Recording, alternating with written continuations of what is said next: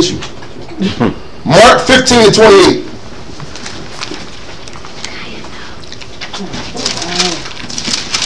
See, I have an older one here. This is the older KJV version. The other Bible, the newer one, they got a new one now. That one don't have none of these scriptures that we're reading in. They have bits and pieces, but the new one don't have none of it. He took everything out. I'm surprised I'm seeing some of the stuff they got in here. Mark 15 and 28. Mark 15 and 28. And the scripture was fulfilled which saith, and he was numbered with the transgressors. Okay, now what yours say? It's not in there. It's not what? It's not in here. It's not in there. You can't find that in the NIV. Read it again. And the scripture was fulfilled which saith, and he was numbered with the transgressors. He was numbered with the transgressors, which was the sinners. Okay? Let's go to Luke 23. Luke 23. And we're going to read 38. The 38th verse.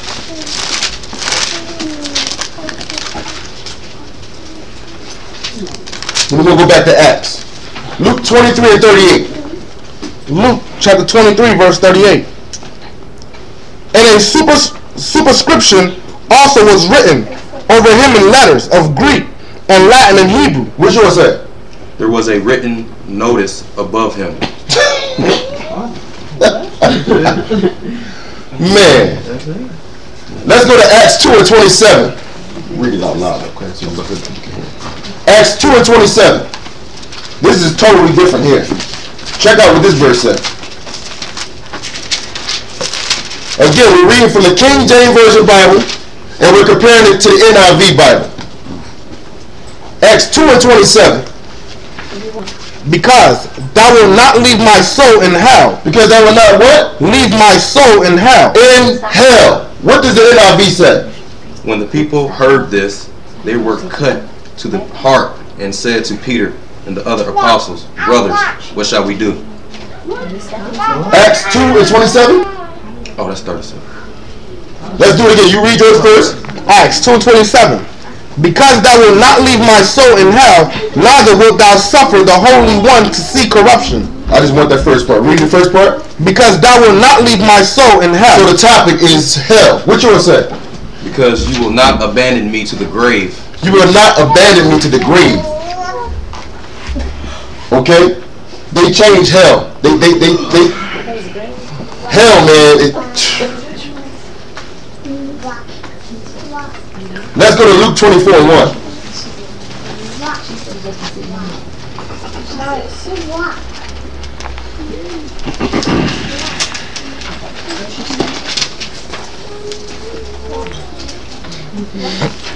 Luke chapter 24 verse 1.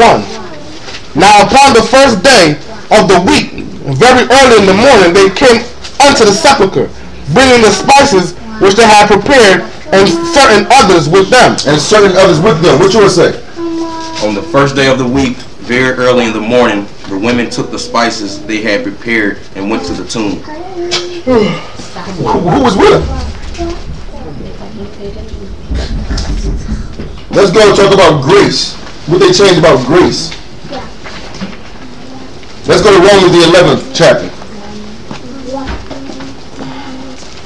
Romans chapter 11.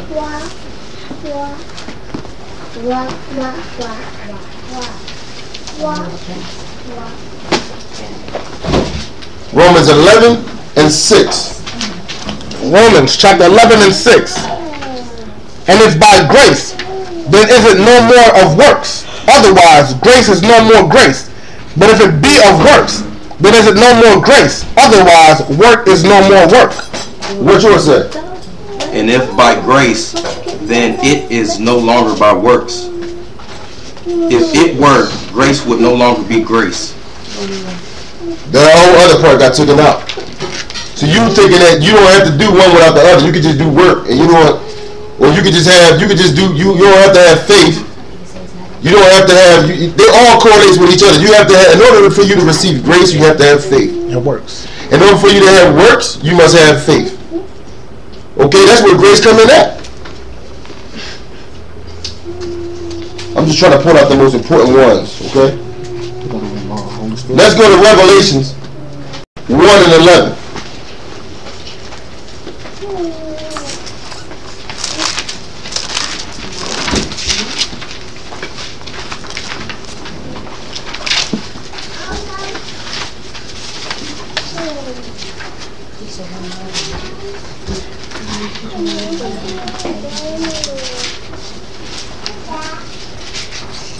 Revelations chapter 1 and 11, saying, I am Alpha and Omega, the first and the last. And what thou seest write in a book, and send it unto the 7 churches which are in Asia. I just want you to read the first part. Saying, I am Alpha and Omega, the first and the last. What yours say? Which said, write on a scroll what you see and send it to the 7 churches. So what happened to Alpha and Omega? So what I want you to do is, so we won't confuse the people, just read the first passage part. I don't even need the whole joint. I just want them to show. I want to show what they took out. Read it again. Saying, I am Alpha and Omega, the first and the last.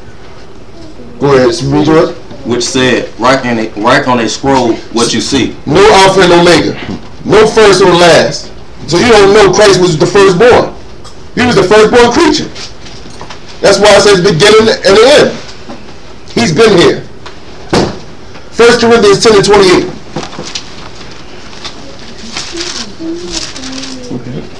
All I want is for the earth is the Lord.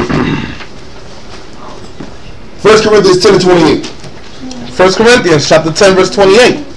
But if any man say unto you, this is offered in sacrifice unto idols. Continue. That's 1 Corinthians 10 and 28. Read it again.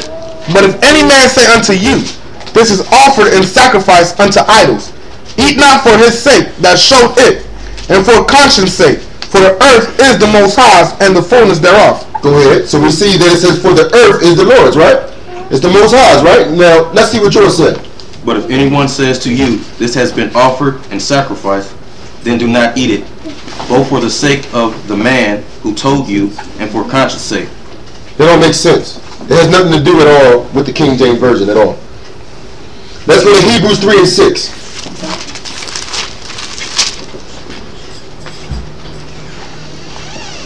Hebrews 3 and 6.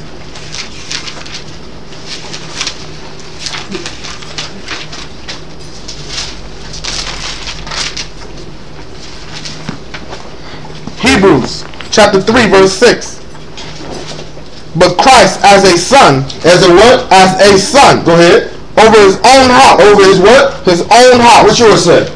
But Christ is faithful as a son over God's house. Over God's house. Totally different. Totally different.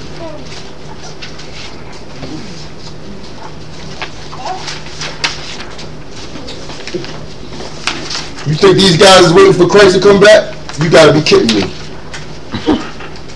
Revelation 8 and 13. I just want to show you the difference between these words they use. Just a little word can change the whole understanding of a scripture.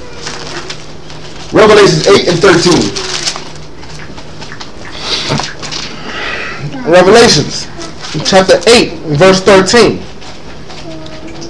And I beheld and heard an eagle flying through the midst of heaven, saying with a loud voice, Woe, woe, woe to the inhabitants of the earth, by reason of the other voices of the trumpet of the 3 angels which are yet to sound. 8:13. Yours says a what? Let me see something here. Excuse me, brothers. No, this one I think is right. Hold on. It says angel. Right, you just said eagle.